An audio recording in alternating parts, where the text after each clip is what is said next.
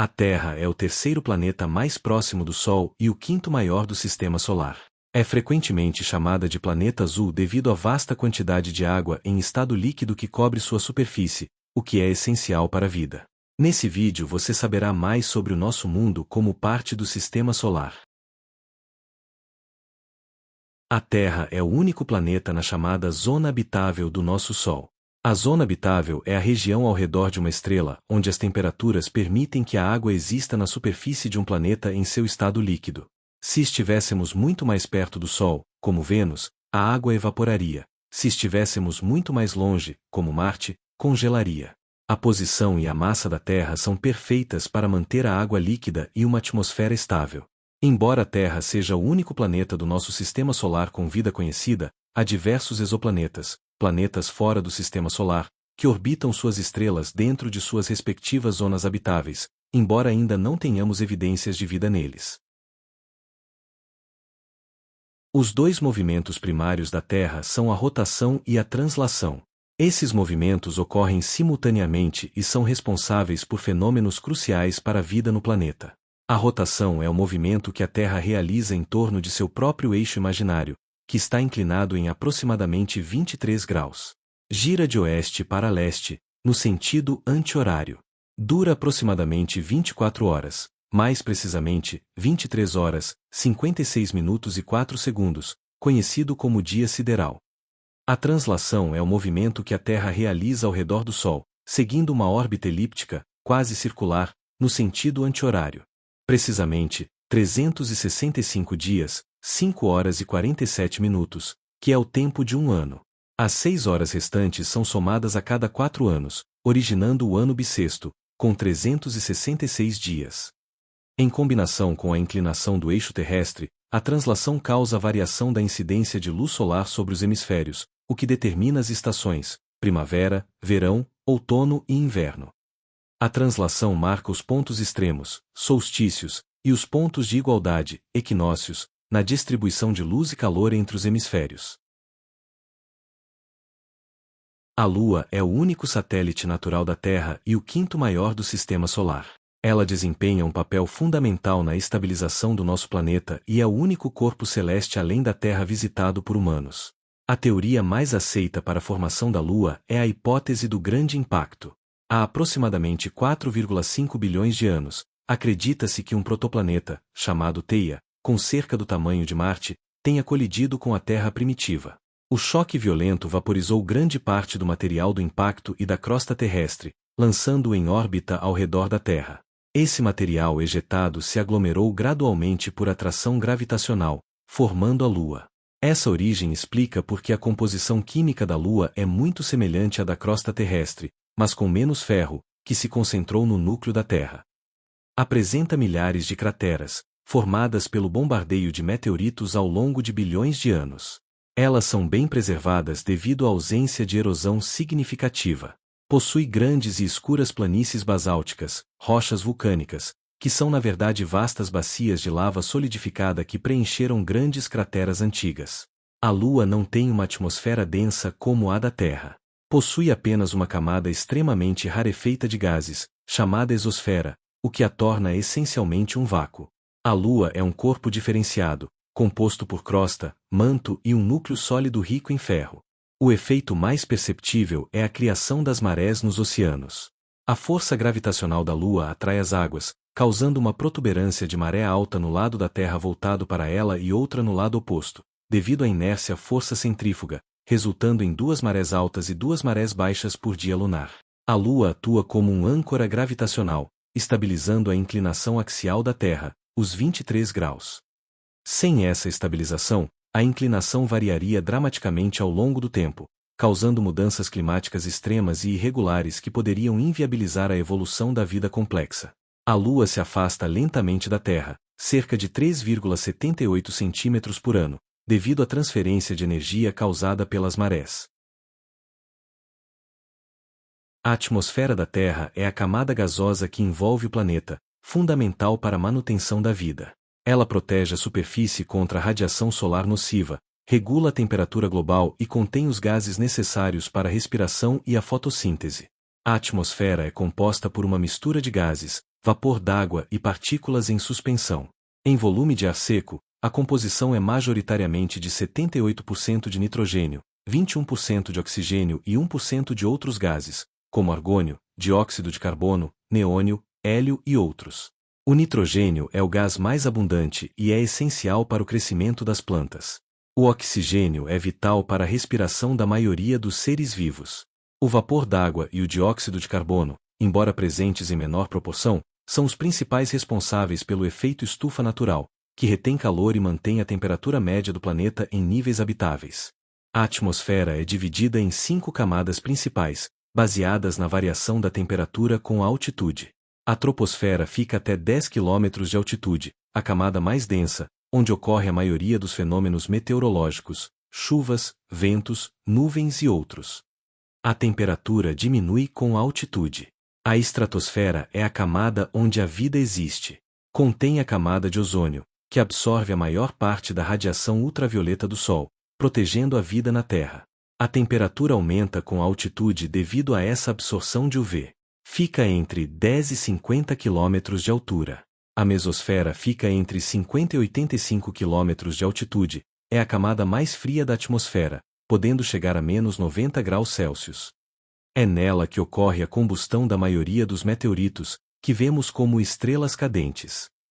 A termosfera fica entre 85 a 600 km de altura, onde a temperatura aumenta drasticamente devido à absorção de radiação solar de alta energia. Ocorre o fenômeno da aurora boreal e austral, causado pela interação de partículas solares carregadas com os gases atmosféricos. Parte desta camada é chamada de ionosfera. A exosfera é a camada mais externa e rarefeita, composta principalmente por hidrogênio e hélio. As moléculas de gás podem escapar para o espaço. É onde orbitam muitos satélites artificiais. Fica entre 600 km de altitude e o espaço sideral.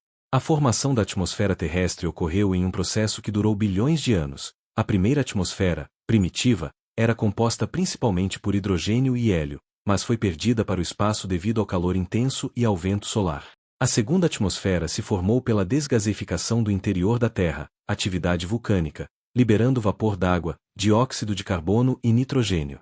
O surgimento da vida e, principalmente, dos organismos fotossintetizantes, como as cianobactérias, há cerca de 2,7 bilhões de anos, foi o marco para o aumento significativo do oxigênio na atmosfera, transformando-a gradualmente na composição que conhecemos hoje. A Terra age como um gigantesco ímã. Seu campo magnético é gerado pelo movimento do ferro líquido no núcleo externo do planeta, em um processo chamado dínamo planetário. O campo magnético cria uma bolha protetora invisível, a magnetosfera, que deflete a maior parte das partículas carregadas de alta energia emitidas pelo Sol, o vento solar. Sem a magnetosfera, o vento solar atingiria diretamente a atmosfera, removendo-a gradualmente, como aconteceu com Marte, e expondo a superfície a níveis de radiação letais. Quando algumas dessas partículas solares penetram nas regiões polares, onde o campo é mais fraco, elas colidem com os gases atmosféricos, gerando as auroras boreal, no norte, e austral, no sul. A crosta terrestre não é uma casca única e estática. Ela é fragmentada em cerca de 12 grandes placas tectônicas que flutuam e se movem lentamente sobre o manto superior semiplástico, a astenosfera. As placas interagem em suas fronteiras de 3 formas principais: divergência, se afastam, criando novas crostas, exemplo, dorsal mesoatlântica. Convergência, colidem, formando cadeias de montanhas, exemplo, montanhas do Himalaia, ou zonas de subducção. Transformação, deslizam lateralmente uma em relação à outra, exemplo, falha de San Andreas. O movimento dessas placas é responsável pela formação de montanhas, terremotos e vulcanismo, como vimos um exemplo em outro vídeo sobre o desastre do vulcão Vesúvio, que você pode conferir no card. Essa atividade geológica é essencial para o ciclo do carbono, ajudando a regular a temperatura do planeta ao longo de eras geológicas. A água é a substância mais vital do planeta e o que torna a Terra única no sistema solar. O debate sobre sua origem envolve algumas teorias complementares. Há cerca de 4,56 bilhões de anos, a Terra se formou em uma região do sistema solar onde o calor do Sol era intenso, o que, teoricamente, impediria a formação de gelo. Por isso, as hipóteses mais aceitas sobre a origem da água é a desgaseificação do interior da Terra. Durante a formação e o resfriamento inicial do planeta, o núcleo continuou quente, e a intensa atividade vulcânica liberou grandes quantidades de vapor d'água e outros gases para a atmosfera primitiva. À medida que a Terra esfriou, esse vapor d'água na atmosfera condensou, causando chuvas intensas e prolongadas por milhões de anos, que encheram as depressões na superfície e formaram os primeiros oceanos. Estudos sugerem que a maior parte da água pode ter sido entregue à Terra após sua formação inicial por meio de impactos de asteroides e, possivelmente, cometas. Esses corpos celestes, formados em regiões mais distantes e frias do Sistema Solar, continham gelo em sua composição, que foi depositado na superfície terrestre após a colisão. A análise da razão entre o deutério, um isótopo do hidrogênio, e o hidrogênio na água dos oceanos é comparada à razão desses elementos em meteoritos e cometas para rastrear a fonte. A teoria mais aceita hoje é que a água é o resultado de uma combinação de ambas as fontes. Uma parte considerável veio do interior da Terra durante a sua formação, e o restante foi adicionado por asteroides ricos em gelo. A água é onde a vida surgiu e dela dependem todos os seres vivos, sendo parte fundamental para o surgimento para nossa existência. A origem da vida na Terra é um dos maiores mistérios da ciência.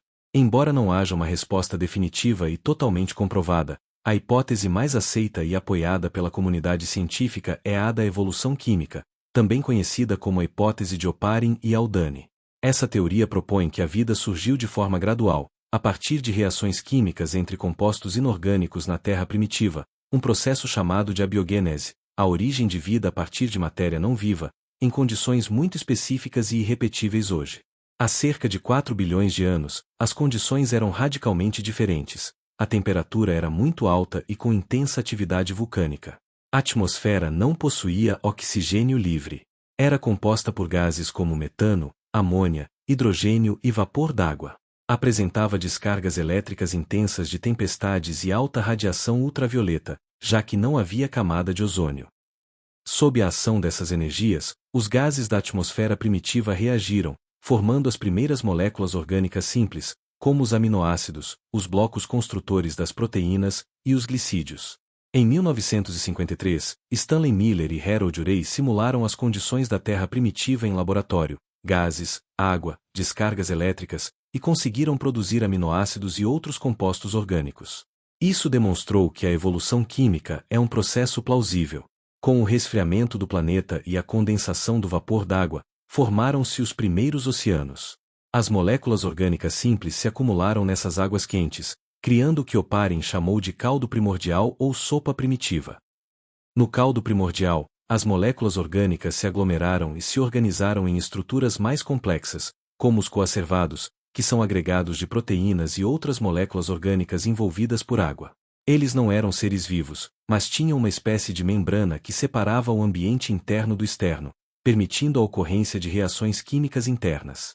Acredita-se que, ao longo de milhões de anos, a complexidade aumentou até que um coacervado conseguisse armazenar informação, provavelmente utilizando RNA e se reproduzir. O primeiro ser vivo era um organismo procarionte, sem núcleo definido, e heterotrófico, se alimentava de moléculas orgânicas do próprio caldo primordial, vivendo em um ambiente sem oxigênio. O planeta Terra é muito mais do que um corpo celeste. É um sistema dinâmico e intrinsecamente ligado, o único lugar conhecido a abrigar vida. É um planeta moldado por uma extraordinária combinação de fatores que o tornam singular: água líquida, campo magnético, estrutura atmosférica, placas tectônicas e lua. A história da Terra, desde a sua formação violenta até o surgimento e evolução da vida, é um testemunho da complexidade da natureza. Entender a Terra é reconhecer a fragilidade e a preciosidade deste planeta azul e a responsabilidade que temos de proteger seus delicados equilíbrios.